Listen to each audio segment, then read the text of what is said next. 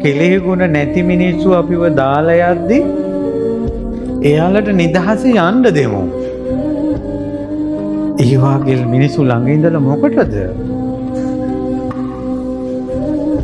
අපේ කෙලෙහි ගුණ අපි බලාගමු.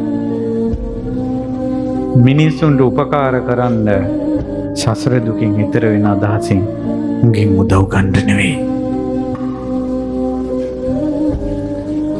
දරුවෝ බිහි කළා නම් යුතුයකම් ඉෂ්ට කරන්න උන්ගෙන් වතුර බොන්න හිතාගෙන නෙවෙයි. තොපිනේව අපිට වතුර පොදක් හරි දෙන්න ඉන්නේ කියලා කියන්න එපා. ඒව කියන්න එපා. අපි මේ දුර්ලභ මනුෂ්‍ය ජීවිතේ දුර්ලභයි කියලා භාග්‍යතුන් වහන්සේ වදාලා. ඉතින් දුර්ලභ මනුස්ස උප්පත්ති දබා දුන්නා අපි මේ සමාජයට. ඒව මැරෙන්නේ නැතුව ජීවත් කරගත්තා.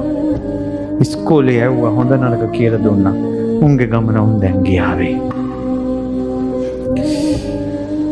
කොහොමද නිදහස් හිතකින් මැරෙන්නේ නැත්තම්?